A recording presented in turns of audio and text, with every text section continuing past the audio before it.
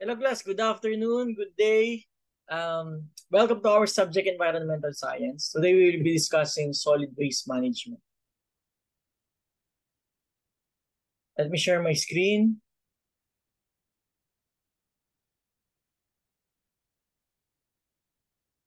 In 3, 2, 1. Okay. When we talk about solid waste, or basically waste, it involves different properties. It involves different materials. Like ito pinapakita sa screen. Hindi lang siya basta basura, but combination of everything here.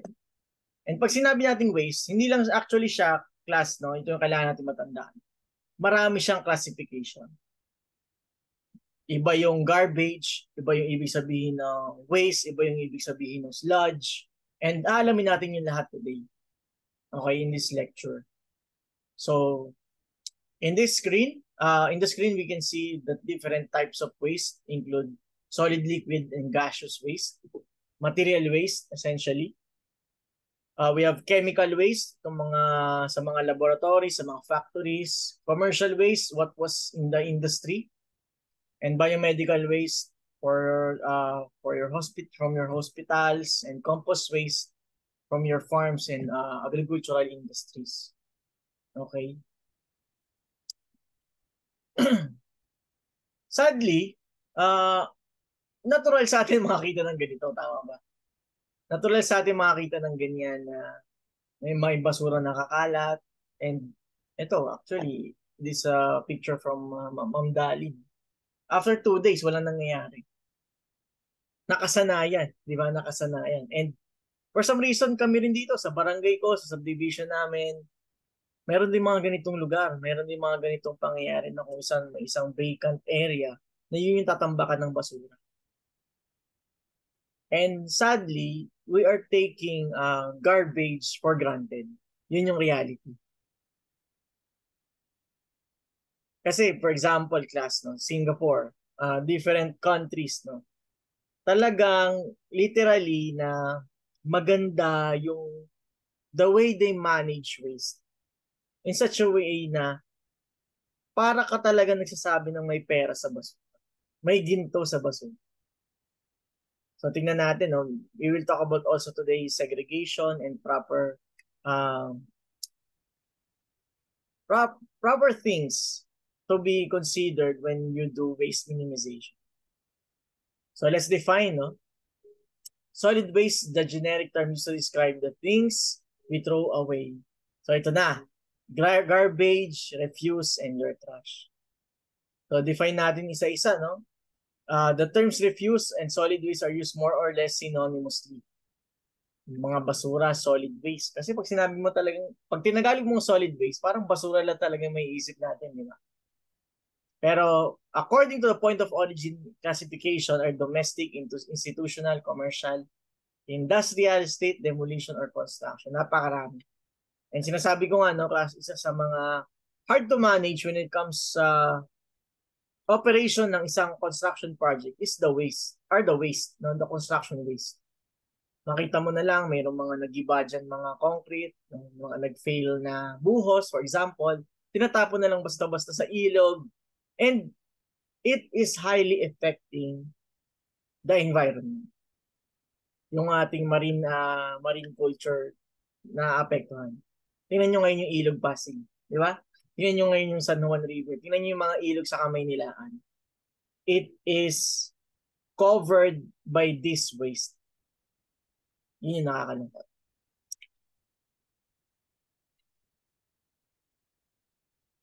So ito ang mga definition, class. Just take note lang, no need to memorize word for word, but basta at least we have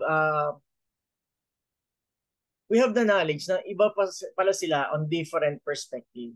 Okay? Pag sinabing garbage, the animal and vegetable waste yon. Pag sinabing rubbish, combustible and non-combustible solid waste coming from our homes. So garbage, ito yung mga napapahan sa pagkain, mga nasirang gulay, prutas, and so on and so forth. Trash, ito yung common component of rubbish, consists of paper, rugs, cartons, boxes, and so on and so forth. And we have this science or the discipline of ISWM or Integrated Solid Waste Management. Essentially, created for you to reduce, to recycle, and waste combustion and landfilling. So tandaan nyo to, class, no? The waste reduction or minimization, 3RR, reduce, reuse, recycle, and waste combustion and landfilling. Yan. So, ito yung sinabi ko sa isang section, no, na if you will check on the inside of your bags right now, class, ano kaya yung mga laman ng mga bag mo? Ano kaya yung mga laman ng mga basura? Kasi majority sa kanila, papel din. Mga scratch paper, mga letters ni Crush or whatsoever, no? Pero kasi, this is the reality, no? Ako din dito. Mga tambak na test paper, hindi kailangan kailangan itabi for the next 3 years, then tsaka tuwing may audit, tsaka lang pwede na itapon. Kasi in reality, class, paper is a resource. Okay? Di ba paper, I've been teaching for the past 10 years, class, and talaga pag binenta mo yung papel, meron siyang mabibenta mo. Meron akong karton-karton na papel simulat sa pool, no? Binabebenta ko yun. I've been collecting papers, pwede rin siyang pandamot, dampot ng sorry about this. Pangdampot ng jibs ng aso ko, pwede rin yun, di ba? So majority, or let's say in this case 45% of your trash or the rubbish is coming from paper. Sabi nga, ang tawag na ulit is trash, no? So food scraps, others, plastics, metals, glass, and yard trimmings. So this is coming from the books, no? Just other definitions na pwede kasing, di ba nga,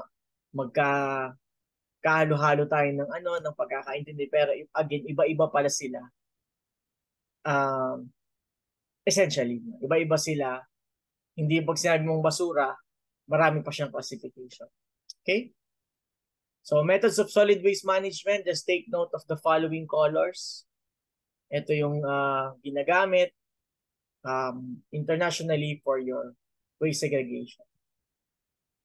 So, health impacts of solid waste. Exposure to this waste can affect human health, children being more vulnerable to these pollutants. I've been in an area malapit sa Payatas Dam site, no, during isang seminar. And literally, parang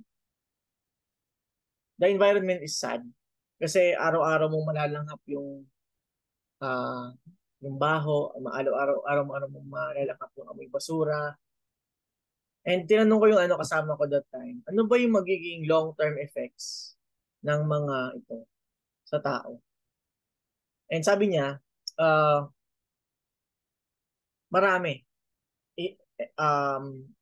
ENT, digestive, yun talaga yung malala. Cardiovascular, pwede rin. Sabi niya, may hirapan daw na mag-digest ng tiyan mo, na will produce toxins. Diba? Kasi what's happening in the inside, it will manifest on the outside. Tsaka ka manghihina, tsaka ka manlalata, and ayun na. Magkakaroon ka na ng matitinding sakit.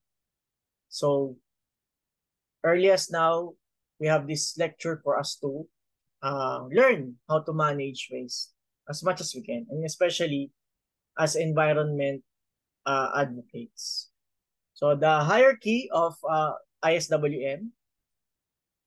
So from the management of solid waste, we have your waste minimization and segregation.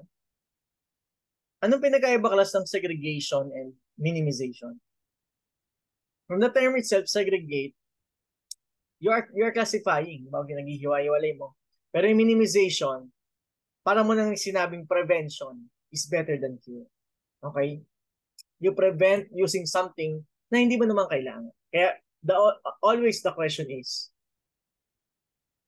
whenever you acquire something or whenever meron kang kailangan mong basura or sa isang material na bagay, always ask yourself, is this necessary for me? Kasi nga, di ba, we are promoting a minimalist life. And it's another practice, no? Ang daming damit sa bahay, hindi mo naman ginagamit. But whenever bibili ka ng damit, example, Uniqlo. Bibili akong t-shirt ng Uniqlo. I'm not promoting, I'm buying a t-shirt of Uniqlo. Tatlong damit, one in t-shirt, and then tatlo yung kailangan kong tanggalin sa cabinet ko. Regardless, kailangan ko magbawas ng damit. Ganun ako mag-manage, okay? Ganun ako mag-manage ng damit. So probably pwede ko yung i-donate sa ibang tao or ang ukay-ukay ko or whatsoever. Basta ganun na mag-manage ka. So, always ask yourself, is this necessary? Pag gagamit ka ng isang bagay o bibili ka ng isang bagay. Kasi mangyayari, magiging basura lang siya. And another key point, is this necessary? Number 2, whenever you have a material things na hindi mo na ginagamit for a whole year, hindi mo siya nagamit. May nakatambak lang dyan na sabihin natin tsinelas or sapatos. Yan, sapatos na. Kasi example, hindi mo nagamit ng isang buong taon, kailangan mo siyang ipamigay. Kailangan mo siyang i-dispose. Bakit? Hindi na nga siya nakakatulong sa iyo. It is not essential anymore. So that's waste, for you to apply waste management. Yan na, waste minimization. So, defining properly, prevention of waste being created is known as waste reduction, which is an important method of waste management. And we've been doing this for the past years of our lives. 3 R's. Ito rin yun. Reduce, reuse, and recycle. And ito, maganda tong model na to, class. Kasi it tells the reality of the people. Tama ba? We are mainly focused here. Tingnan nyo mabuti. We are mainly focused here. Asa ba yung annotation? Up drawing. Yung. The people, 90% of the people are doing this. Diba? Disposal. Tapon lang ng tapon. Basura, kolekta lang ng kolekta, ng tapon. Pero, fewer people, 5%, have an idea of preventing itself. Of preventing the waste itself. What do I mean by that? Do you deliberately? Ito Ako, never na ako nagre-request never na akong gumagamit ng plastic straw. Alam ko yun. Okay? Deep inside my heart, I've worked with the United Nations. Pag ako offeran, no straw please. As much as possible, iwasan gumamit ng something na hindi mo nakakailangan or something that will harm the environment. Prevent. Be preventive. Be deliberate about it. Diba? Kasi 5% of the people lang yun. Yung may kayang mag-prevent. And as much as we want, gusto natin balik rin tong triangle na to. Kaya we are here for education. Okay? So most favored option, pero konti lang yung gumagamit. I like this model. Kaya ito yung magandang ipinakita rin. Okay. Fill it all. Both. Okay. Let's continue.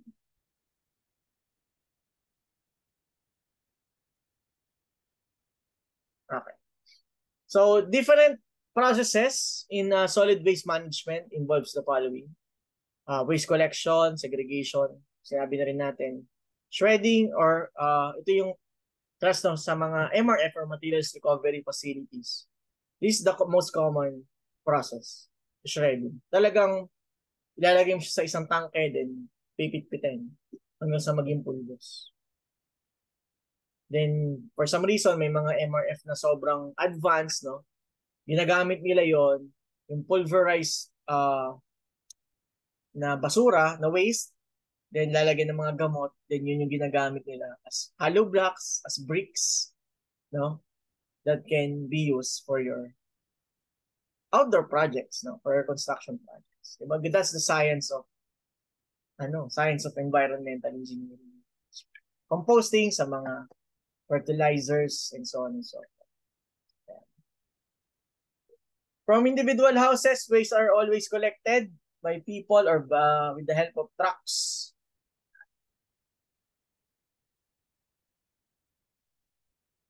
So the most common methods, di ko alam kung sa inyo, sa barangay nyo or sa mga condominiums nyo, class,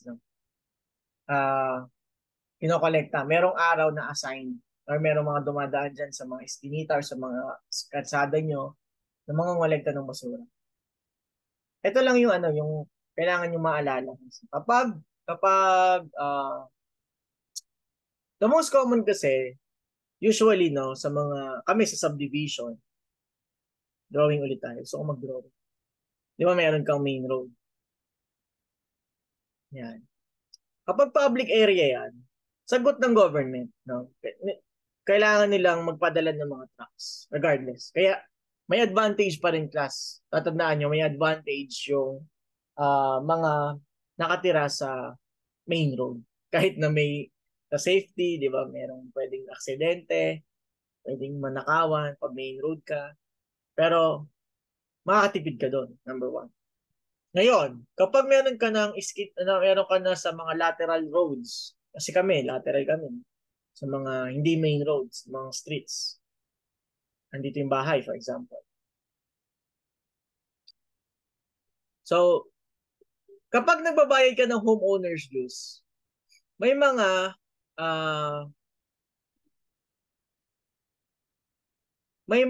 trucks na pumapasok. And kokolektahin nila yan. Yung kapitbahay namin, hindi nagbabayad. So, hindi sila kinokolekta. Talagang X-mark sila. Huwag niyong kolektahin yun. So, paano nagkatapon yung kapitbahay ko? Tuwing dumadaan nga yung truck from the LGU, kailangan nila tumakbo dyan. Doon sila makikita. Kaya may mga oras, may mga panahon na puno yung basura nila dito. Mga ngamoy sa amin. Diba? Nakakalungkot. Magkano lang naman yung association dues? 200 pesos. Pero that's the reality. No? Hindi lahat may kakayahan or hindi lahat gusto magbayad. Something na hindi nila kailangan. O, di ba? Minimalist life pero nakaka-agrabyado sa iba. Okay? So, ang lesson dito, pag maging kuripot, especially kung para naman sa iyo at sa quality ng buhay mo at ng mga kasama mo sa society. Okay? Share ko lang yun. So, as I said, very common, curbside alley, ito yung pick up, set out, set back collection.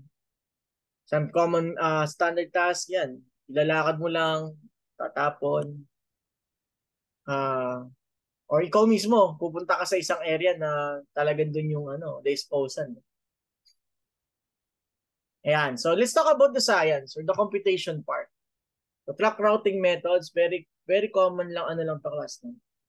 Parang kumuha ka lang ng computation based sa data. No? Ito derive lang dito sa books, derive din yun sa empirical, sa mga applications na nangyayari on real world. For example, balik tayo ulit sa scenario sa truck namin ng basura sa barangay. Madalas, 4 to 5 people yung nangongolekta. Tama ba? Kasi papasok sila, tapos kinokolekta ito sa amin, sa kabilang kapitbahay na nagbabayad din ng homeowner dues, kaya kokolektahin nila. So, tatlo yung bumababa, may nagda-drive, tapos may nagpapahinga sa loob. Ganun. Yun yung diskarte ng mga garbage natin. Garbage man. So, meron ding discipline doon. Paano sila kinocompute? Okay? Tingnan natin. Some other methods, pero let's talk about, ito na yung computation part. So, estimating the truck capacity, lahat lang yon galing dito sa formula class. Siguro kung kailangan nyo man maalala to, hindi nyo na kailangan kabisaduhin yung formula. Pero yung mga, ito lang. No? So, volume total of the solid waste collected. So, sige, umpisa na, natagad tayo? Diba? Tingnan nyo dito class, oh. Whenever you see coefficients of regression like that, alam mo na. Di ba? Alam mo na meron siyang pinanggalingan na data. Di ba? Derive lang din from your real output. A real life application. And yung F at P ko nabubulol na naman ako. So, ito rin for number of pickup locations. Kasi di ba, hindi lang naman isa yung bahay sa subdivision. Most likely, 300 to 500 houses yan. So, di ba, imagine nyo class, no? Paisip ako dun. So, kung per house is 200 pesos times 500. Di ba may 100K agad ang homeowners. So, mga ano lang, mga naiisip ng ating mga bagay ba. So, let's talk about this problem. The solid waste management division of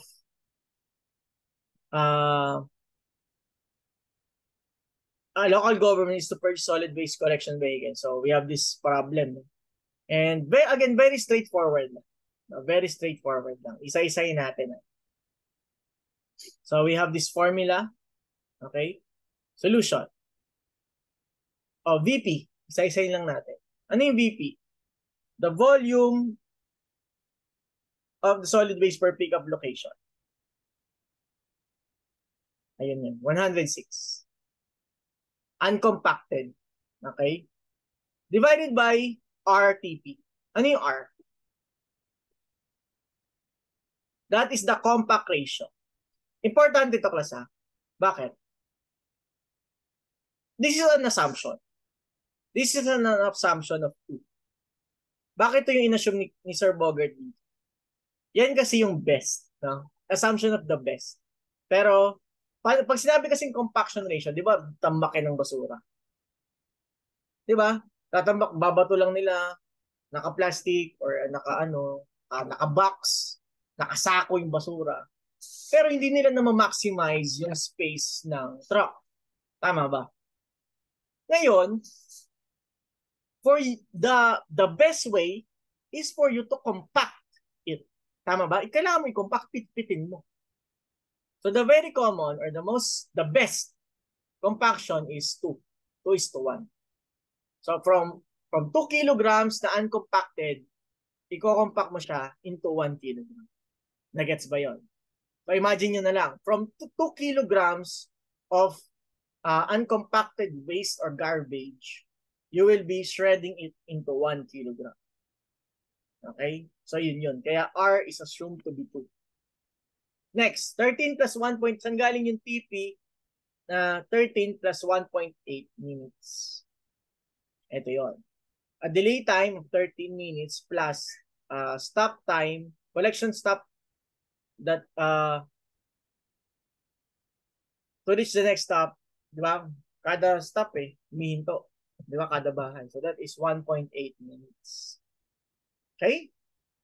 Ayun na. Yun na agad yung natin. Several variables multiplied by this term. Ito na yung mahaban. Well, actually, ito lang din yung number of pickup locations. So, say natin. 8 hours over 2 trips. Ito yun. Ano yung 8 hours na yun? Working hours per day. Di ba? Sadly, may mga garbage man na tayo na 12 hours kung magtrabaho. So, papalitan nyo lang yan. Divided by ND. Ano yung ND? Number of trips. Assume of 2 trips. Okay, so yun. ND. Okay? Let's minus 8 hours over 2 trips. Minus 2.22 times 6.4 kilometers divided by the speed. Ayun lang yan. Ayun, no?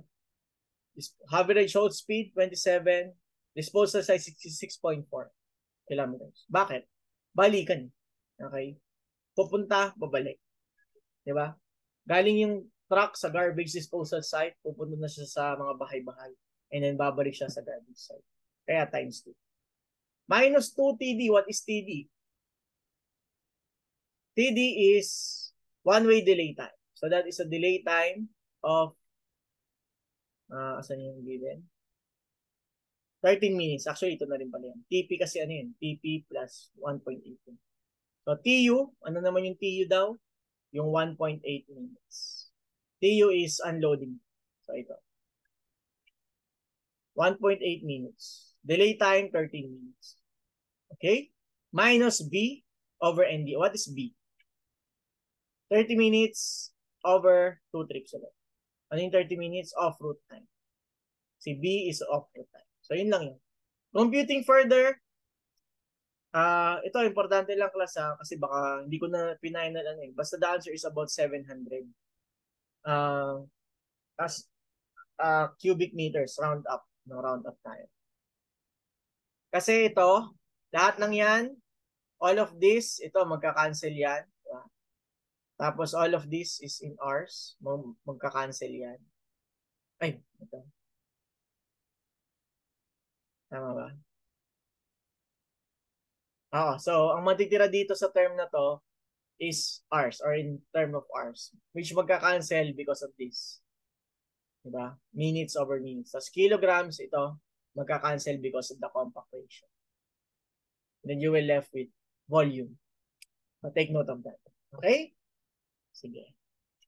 So, if you will have question about this problem or in this very basic problem on solid waste compaction and collection, just comment down in the video below. So let's talk about segregation. Yun lang. Separate from degradable and non-degradable. So alam naman natin no, na yung mga plastics is forever na siyang nandyan. Tedious of process. Actually, hindi naman siya tedious if you will just deliberately doing it. So stamp standards, internationally acclaimed standards, no? So mga plastics, highly density, yung mga tubo natin minsan. Yan, coming from milk jugs, motor oil bottles, detergent bottles, HDPE pipes, PVC pipes, meron din. Yan, so samples, and properly segregating of biodegradable versus non-biodegradable. And some MRFs. No?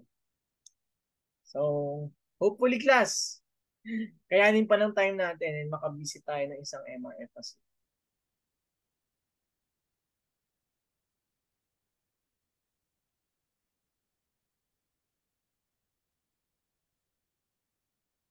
Yan. So, when you say recycling, you just maximize this waste. No? So, the non-degradable and degradable waste can be recycled very economically in the recycling. So, some materials include fly ash, organic waste, slag and scrap, industrial gases, and wastewaters. So, may mga class na may mga thesis that are using fly ash as substitute or as pampatibay ng mga concrete mixture. And so some other recycling methods. So the reduction, this process reduces the overall volume by 40%. So I hope you're doing our class project. Hindi ko alam kung na-discuss ko na sa other section. Pero it's basically the plastic collection gawin natin.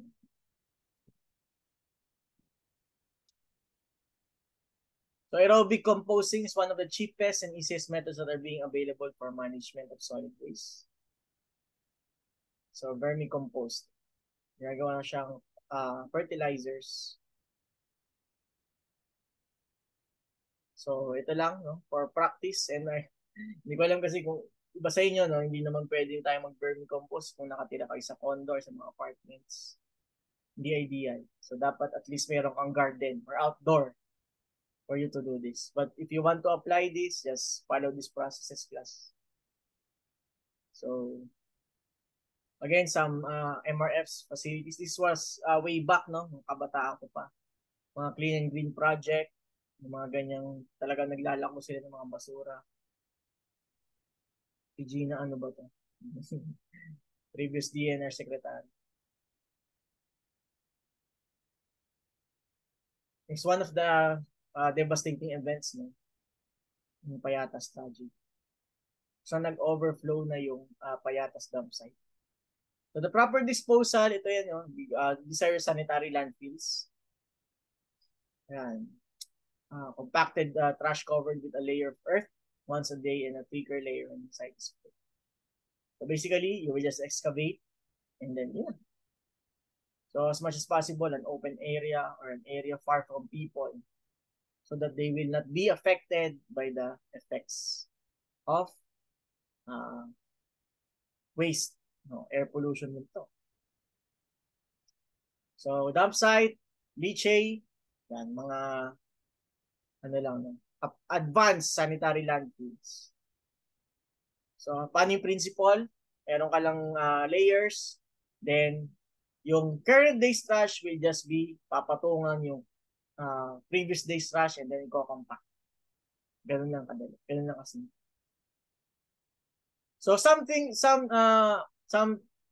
notes to avoid swampy area, Condaba Swamp. Ano yung mga swamp na area? Bakit? Pwede kasing mag-collapse yung mga kalupaan. Diba? And again, yun yung magsisilbing that can lead to tragic events. Floodplains and coastal areas, bakit? Again, basura nga yung toxic waste, no? No need to elaborate this. This is a very elementary science. Basura yan. So, pag napunta yun sa dagat, sira ang marine resource mo. Pag napunta yun sa tributary sa mga ilog, yun yung mapupunta sa mga, groundwater and so on and so forth. It's very devastating pag nangyari. So sa monitoring, mga pang-amoy sa mga gases na combination. Heavy metals, soluble substances, runoffs, as we said. Vegetation from residue and paper, plastics na tinatangay ng hangin. Yan, it's classic example. No? Nag-overflow ang toxic fluids. It's called the bathtub effect. So, some ways, ito medyo advanced na rin. To secure landfill is to cover it. Diba? Just to cover it. So, sa radioactive disposal, pag mga waste products, no? Ganun din naman. Pero, kailangan lang i-cover. Pero ito yung mga high level na hindi naman natin ito ginagawa, no? Ito na rocket sa sun. Mga high level na to na honestly, hindi na to unang-una hindi to pasok sa budget ng Philippines. Yung mga ganyang klaseng disposal. Okay, so pang mga lang tayo, landfills. Yeah.